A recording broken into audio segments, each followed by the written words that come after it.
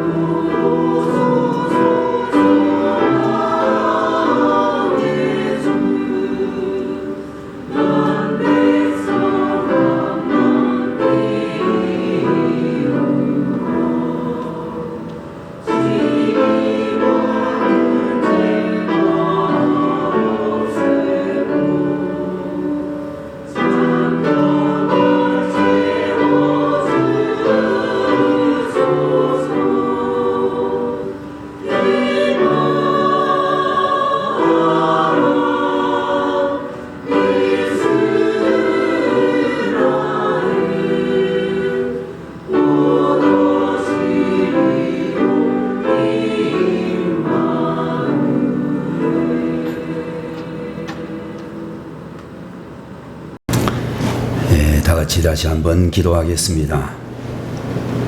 살아계신 우리 아버지 하나님, 오늘 이 시간에도 주의 사랑하는 종들에게 하나님을 사모하고 하나님의 말씀을 기다리는 귀한 믿음을 허락하여 주시오며 주님 앞에 영광된 찬양으로 찬양 드릴 수 있도록 하시니 또한 감사합니다.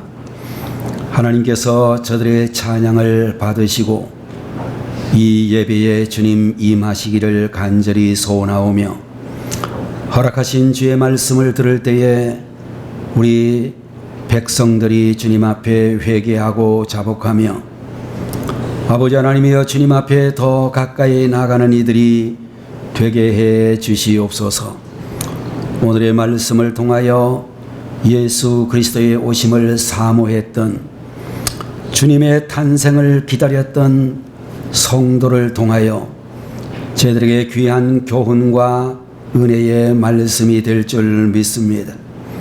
말씀 듣고 다시 새 힘을 얻어 세상을 이기는 자가 되게 하시고 세상의 모든 환난과 시련 속에서도 끝까지 믿음을 지켜갈 수 있는 주의 종들이 되게 하옵소서. 예수님의 이름으로 간절히 기도 올리옵나이다. 아멘.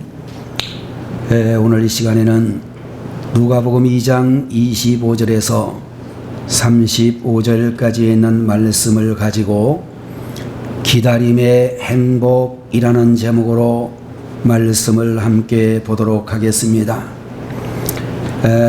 유명한 정신분석학자인 빅토르 프랭클이라고 하는 사람이 쓴 사람은 무엇으로 사는가 라고 하는 책이 있는데 이 책에서 그는 자신이 유대인 의사로서 나치 치하의 수용소에서의 경험을 기록해 주시고 있습니다.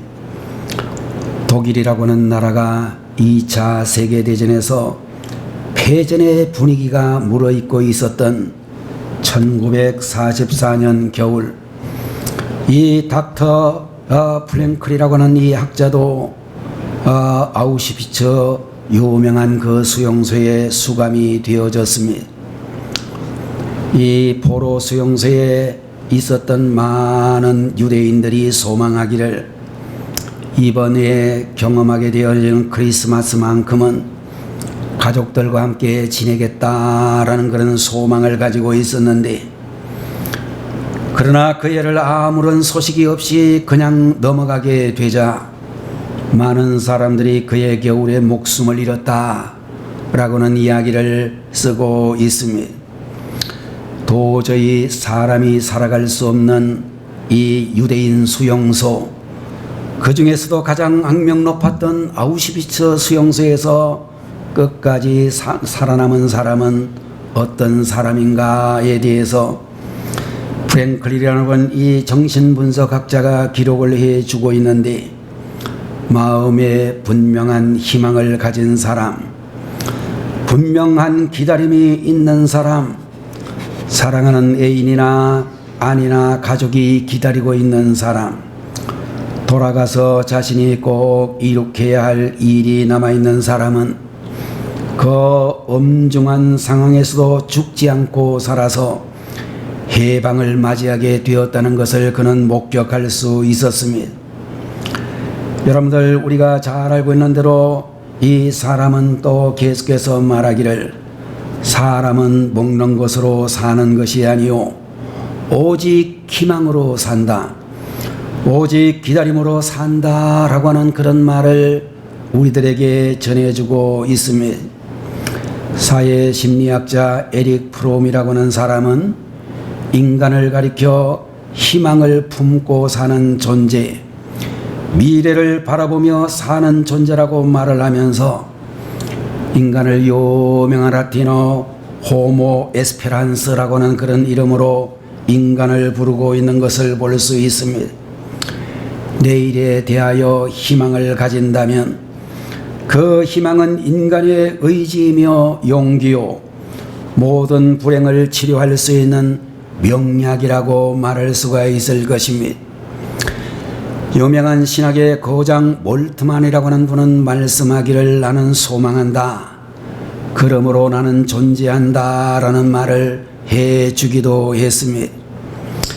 여러분들, 우리 인간의 삶 속에서 희망을 빼버리게 되면 절망의 늪에 떨어지게 되고, 그런 의미에서 꿈과 희망과 기다림이라고 하는 것은 어떤 것보다도 강력하고 아름답고 가치가 있는 것이다, 그렇게 말씀드릴 수 있습니다. 여러분들, 우리 인간의 일생이라고 하는 것은 기다림의 여정이다 라고 하는 그런 생각을 하게 되어지는데, 오늘보다 내일이 더 기쁘고 행복한 날이 될 것이라는 기대를 가지고 기다리는 것이, 여러분들 아무리 현실이 힘들고 어려워도 내일을 향한 꿈과 희망이 있으면 얼마든지 기다릴 수 있겠다, 그런 생각을 하게 되어지는 것입니다. 제가 자주 말씀드리는 예화이기는 합니다마는 남아프리카 공화국의 독립운동가 만델라라고 하는 전 대통령은 27년 동안이나 백인 정부가 다스리고 있는 그 시대에 감옥에 갇혀 있었습니다. 만델라라고 하는 이 대통령이 감옥에 갇혀 있을 때에 그 따님이 시집을 가서 아이를 낳아 아버지에게 데리고 와서, 아버지, 이 아이의 이름을 좀 지어주세요, 그렇게 말을 할 때에 이 딸의 요청에 넬슨 만델라라고 하는 이 지도자는 아기의 이름을 희망이라는 이름으로 지어주었다라고 하는 것입니다. 너는 희망이야. 감옥에 있는 동안 희망이 나를 떠난 적이 없었지. 그리고 앞으로도 희망은 나를 결코 떠나지 않을 거야 라고 하면서 딸이 낳은 손녀의 이름을 희망이라 그렇게 불렀다라고 하는 것입니다. 나중에 넬슨 만델라는 감옥에서 석방되어지고 아프리카 대륙 역사상 최초로, 남아프리카 공화국 최초로 흑인으로서 대통령에 당선이 되어졌습니다. 그는 세계 사람의 존경을 받는 평화의 상징적인 인물로 노벨 평화상을 받기도 했습니다.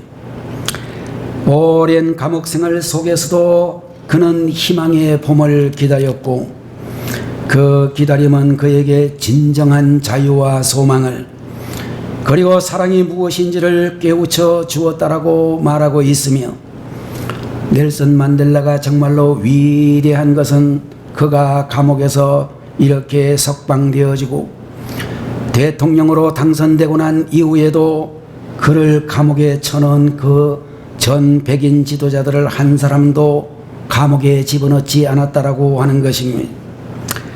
여러분들, 우리가 살아가고 있는 이 시대의 대부분의 사람들은 조급증에 사로잡혀 있고 기다리는 것을 절대로 못 견디어 하는 그런 심성을 가지고 있으며, 대한민국 모든 사람들이 가지고 있는 특징 중에 하나가 빨리빨리라고 하는 병에 걸려서 우리는 기다리는데 익숙하지 않은 것을 볼 수 있습니다.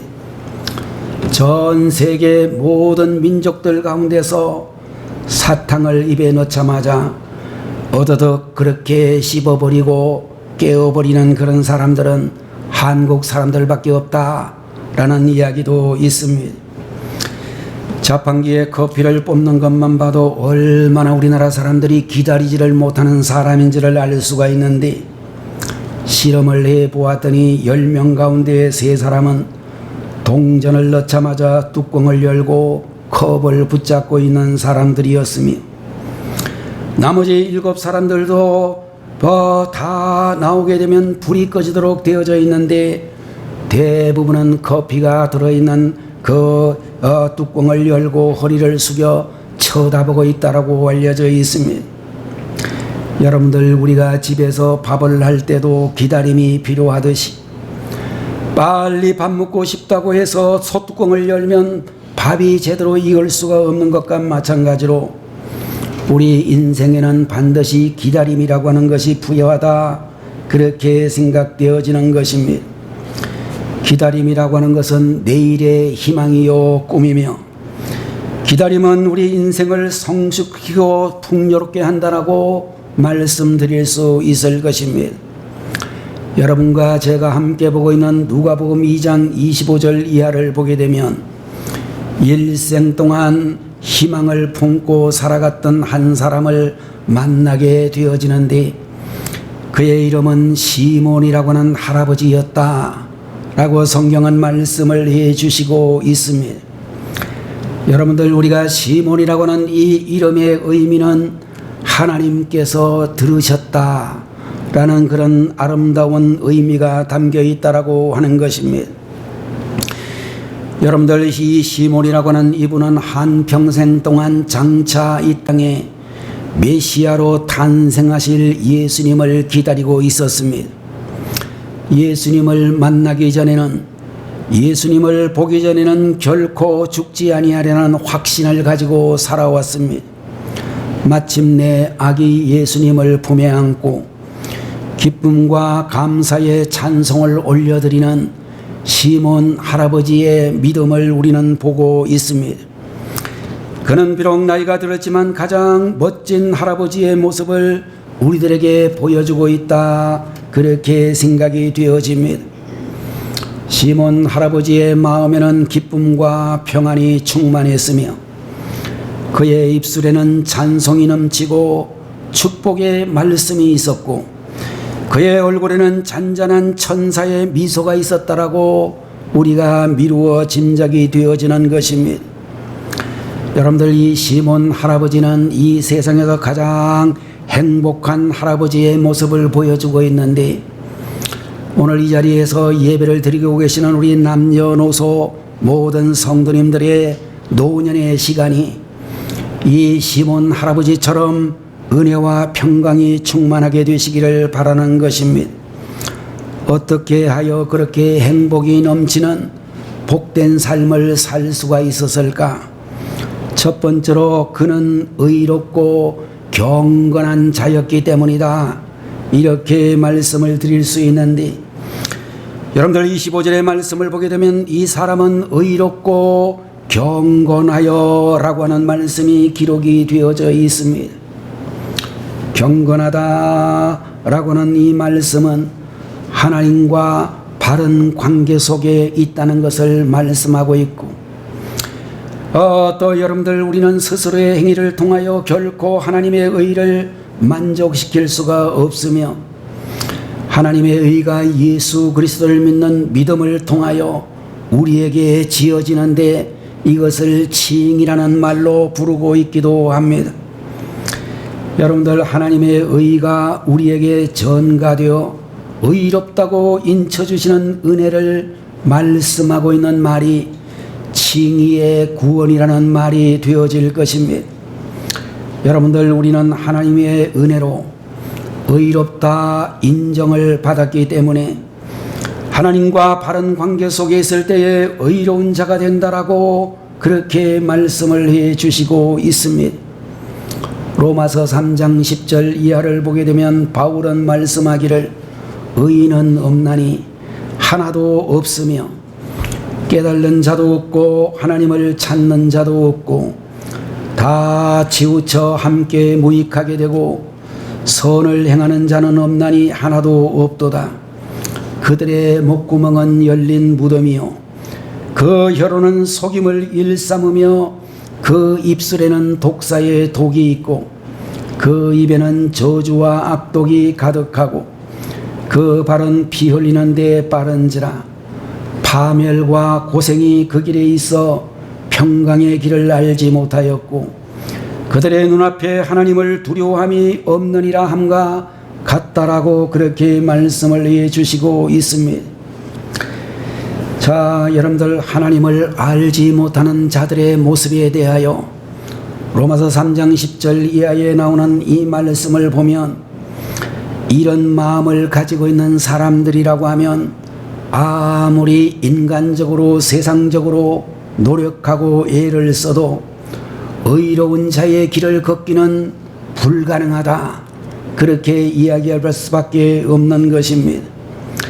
시몬은 하나님 앞에서 의로운 자로 인정을 받았다라고 하는 그런 말씀을 해주고 있는데, 이 말씀은 하나님의 은혜와 사랑을 깊이 깨닫고 살았다는 그런 증거가 되어질 것입니다. 또한 본문에 있는 말씀을 보게 되면 시몬을 가리켜 경건한 자라 이런 말씀을 해 주시고 있습니다. 경건이란 어떤 의미를 가지고 있는가? 하나님 앞에서 사는 삶을 말한다, 이렇게 이야기할 수 있는 것입니다. 통해서 이루어지는 것이라면 경건은 하나님 앞에서 의로운 자의 모습으로 살아가는 것을 경건이라고 말할 수 있다는 것입니다. 그러므로 경건한 자는 예배를 소중히 여기고 예배를 통하여 살아계신 하나님을 만나고 하나님의 은혜를 받게 되는 것입니다. 경건한 사람은 말씀을 귀하게 여기게 되는 것입니다. 말씀을 머리로만 듣지 아니하고 내 삶을 변화시키는 능력의 말씀으로, 살아있는 레마의 말씀으로 듣고 항상 말씀을 묵상하고 마음에 새기고 그 말씀대로 살아가기 위하여 몸부림치는 사람을 경건한 사람이다, 이렇게 부르게 된다라고 하는 것입니다.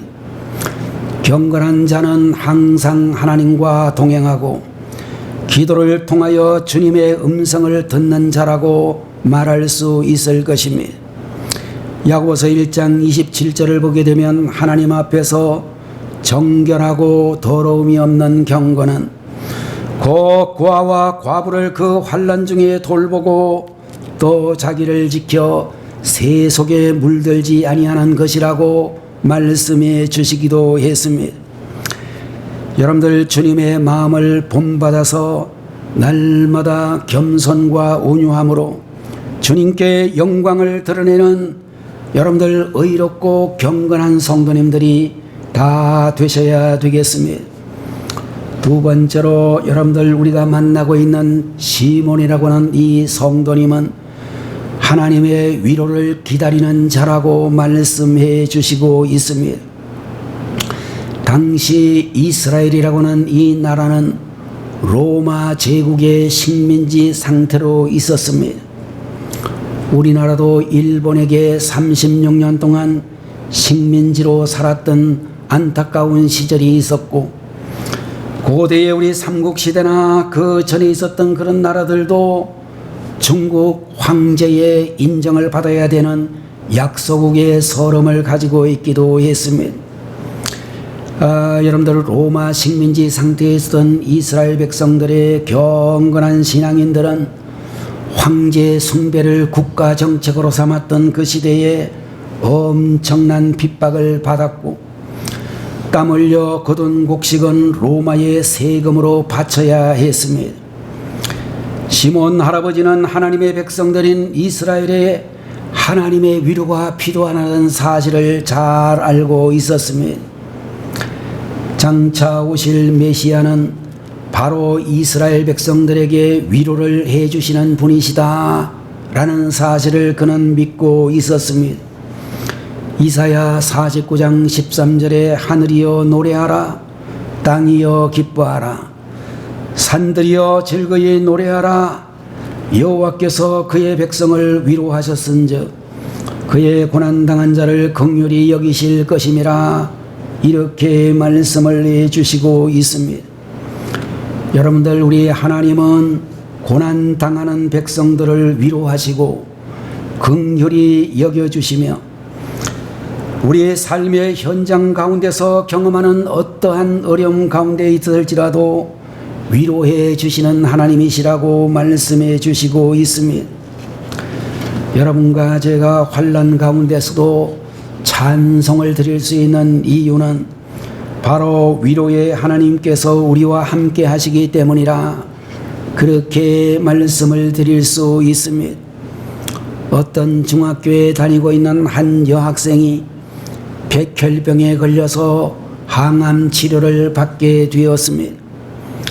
항암 치료제로 쓰이는 약품이 얼마나 독했는지 이 여학생의 머리카락이 다 빠지고 말았습니다. 그래서 이 여학생은 가발을 쓰고 학교를 다니게 되었는데 그 반에 있는 학생들 중에 친구들 중에 다는 아니지만 몇 사람의 친구들이 가발을 벗기며 놀려대었습니다. 바가를 쓰면 벗기고 또 쓰면 또 벗기고 그 여학생은 학교 가기가 싫어지고 때로는 죽고 싶은 마음이 넘치게 되었습니다. 그런데 동일한 학교의 다른 반의 어떤 남학생도 뇌종양에 걸리게 되었는데 그 학생도 방사선 치료와 화학요법 때문에 머리카락이 다 빠지고 말았습니다. 한 친구가 정말로 머리카락이 다 빠진 친구의 아픔을 조금이라도 같이 나누고 싶어서 자기의 머리를 이발소에 가가지고 빡빡머리로 완전히 밀어버렸습니다. 그리고 그 학급에 있는 다른 친구 학생들도 한 사람 두 사람 그러더니 그 반의 남학생들 전체가 다 앞을 다투어 머리카락을 다 밀어버렸습니다. 며칠 후에 뇌종양에 걸린 이 남학생 반은 한 사람도 남김없이 모두 머리를 깎았다고 하는데 뇌종양에 걸린 이 남학생은 의사가 놀랄 정도로 빠르게 회복되어져 갔다라는 그런 이야기를 들으면서 여러분들 우리의 인생의 위로가 얼마나 커다란 인생의 회복력을 가져다 주는가 라는 것을 우리에게 말씀해 주시고 있는 것입니다. 하나님께서는 이사야 40장 1절에서 말씀하시기를 너희의 하나님이 이르시되 너희는 위로하라 내 백성을 위로하라 이렇게 말씀을 해 주시고 있습니다. 우리 하나님께서는 택함을 받은 우리 모든 주님의 자녀들이 환난 속에 있는 사람들을 찾아가 어려움 가운데 있는 이들을 찾아가 위로하는 사람이 되라고 명령하고 계시는 것입니다. 어려움 속에 있는 사람, 가난한 사람, 병든 사람, 고독한 사람, 상처 입은 사람에게 너희는 위로자가 되라 이렇게 강권적으로 말씀하고 계십니다. 여러분들 위로가 있는 곳에 사막이 오아시스로 변하며 위로가 있는 곳에 미움과 질투와 원망과 불평이 사라지게 되며 위로가 있는 곳에 용서와 사랑이 넘치게 되고 위로가 있는 가정이 평안하고 행복하며 위로가 넘치는 교회는 부흥할 수밖에 없을 줄로 믿습니다. 주님이 이 땅에 오신 성탄의 계절, 대림절 또는 대강절이라고 하는 이 시기를 보내면서 여러분 주변에 나의 위로가 필요한 사람을 찾아보시기를 바라는 것입니다. 위로는 누구나 다 할 수 있는 축복의 선물이라고 생각할 수 있습니다. 여러분의 따뜻한 사랑의 전화 메시지 한 통화가, 위로의 격려 메시지 하나가, 위로가 담긴 편지 한 통이 한 사람의 인생을 절망에서 소망으로, 슬픔에서 기쁨으로 바꿀 수 있다라고 믿는 것입니다. 시몬은 위로가 필요한 시대에 영원한 위로자가 되시는 예수님을 기다리고 그 결과 아기 예수님을 가슴에 안고 영광과 찬양을 드리는 행복한 사람이 되었다. 오늘 성경은 우리에게 말씀해 주시고 있습니다. 여러분과 제가 다 같이 시몬 할아버지를 닮아 상처 입은 치유자로서 따뜻한 위로를 전할 수 있는 그런 주의 종들이 되시기를 축원하는 것입니다. 세 번째로 이 시몬 할아버지는 성령 충만한 자였다라고 말씀하고 있습니다.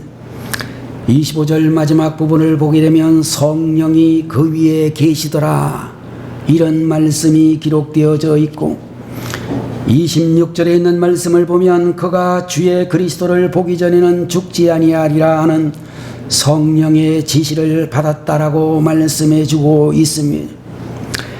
자, 여러분들 성령의 임재 가운데 거하는 사람은 필연적으로 성령님의 인도를 받고 필연적으로 성령의 지시를 따라 사는 사람이라고 말씀해 주시고 있습니다. 그리고 성령님의 감동하심에 순종하는데 오늘의 말씀 27절을 보게 되면 성령의 감동으로 성전에 들어갔다라는 말씀이 기록이 되어져 있습니다. 여러분들, 시몬이라고 하는 이 성도님은 성령의 임재 가운데 살았고 성령님의 인도를 받았으며 성령의 감동하심을 따라 순종했다라고 말씀하고 있습니다. 자, 여러분들, 오늘 시몬 할아버지 성령 충만한 이분을 본받아 성령님의 인도와 다스림 가운데 살아가는 우리 교회의 가족들이 되시기를 바라는 것입니다. 대부분 우리들의 나이가 이제 어릴 때부터 청장년의 시대를 지나 노년의 그런 시대를 지나게 되면 세 가지가 늘어난다 라는 이야기가 있는데, 첫 번째로는 염려와 근심이 늘어난다, 그렇게 이야기할 수 있을 것입니다. 노후에 대한 염려를 자꾸 하게 되고 건강에 대한 염려를 자꾸만 하게 되어지며 자식들에 대한 염려도 자꾸만 하게 되어집니다. 오늘 여기 계시는 분들 중에 60이 넘고 70이 넘고 80이 넘으신 분들 가운데 이러한 염려의 굴레에서 나는 해방되었다, 이런 분들은 아무도 없을 것으로 생각이 되어집니다. 두 번째로 또 여러분들, 우리가 염려가 많아지게 되면 내가 지금 늙어지고 있구나 라는 그런 생각을 하시면 됩니다.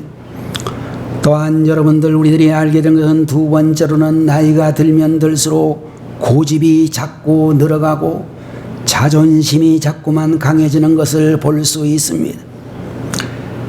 그래서 여러분들, 우리가 부부가 되어가지고 30년 살고 40년 살고 50년 살고 그러면 부부간에도 좀 여유가 있어야 되는데, 여러분들, 부부싸움을 70이 넘은 사람도 80이 넘은 사람도 부부싸움 하는 걸 보면 남자는 남자대로 부인을 욱박지려고 하는 기질이 전혀 사그라지지를 못하고, 부인은 부인도 이제 내가 아들 손자 다 키운 마당에 지금까지도 내가 당신의 그 소리를 들어야 되느냐라고 하면서 목숨 걸고 결사적으로 같이 맞싸우는 그런 부인들도 많습니다.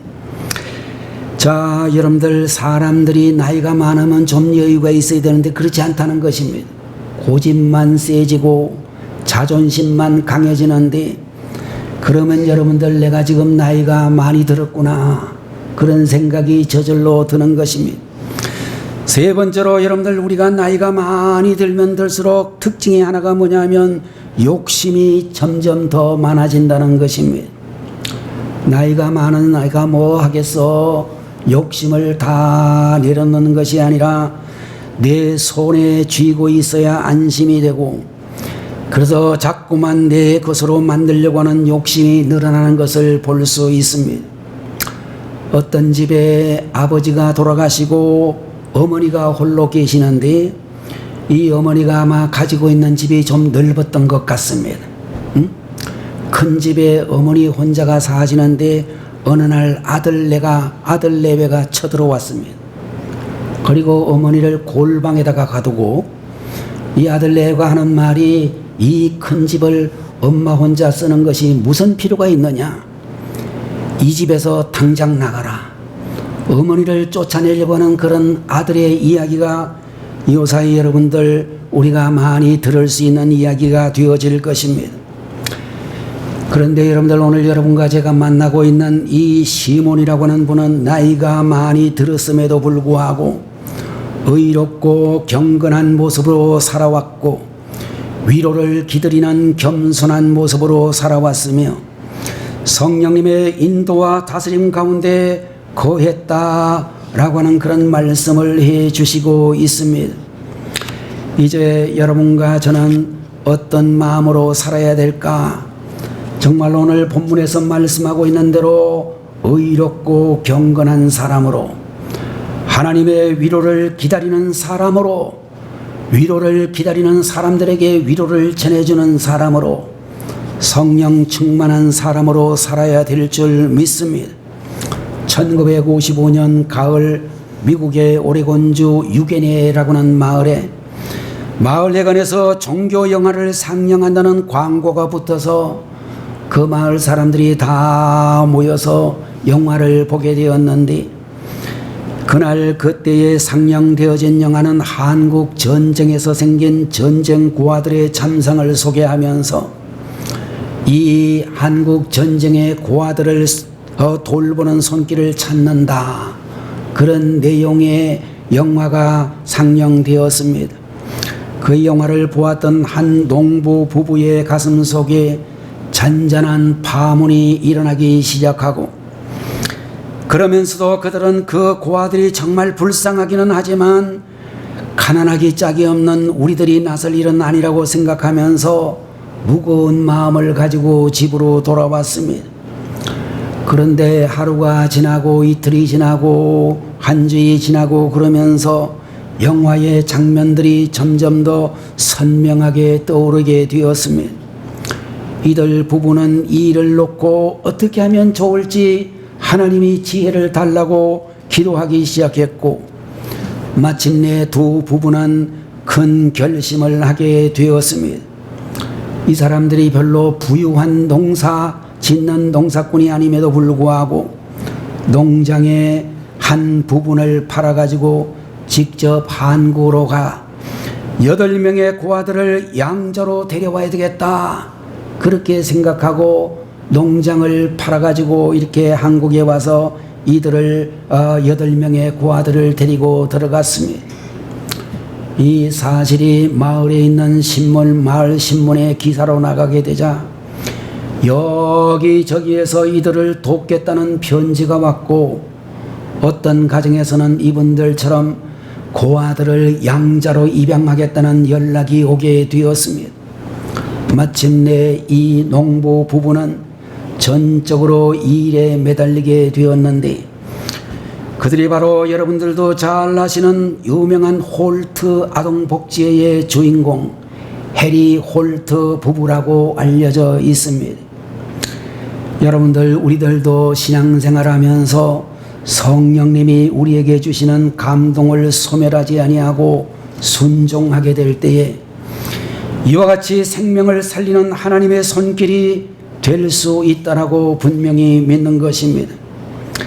여러분들, 우리들은 항상 오늘의 본문의 말씀처럼 우리 인생을 행복한 기다림으로 채우기 위하여 의롭고 경건한 삶을 유지해야 하며, 항상 하나님의 위로를 기다려야 되며, 성령님의 인도와 다스림 가운데서 항상 순종하는 그런 주님의 종들이 되어지고, 대림절에 예수님 만난 시몬처럼 살아계신 예수님을 만나서 기쁨과 감사와 찬송이 넘치는 성탄을 기다리는 대림절 기간이 되시기를 주님의 이름으로 축원합니다. 기도하겠습니다.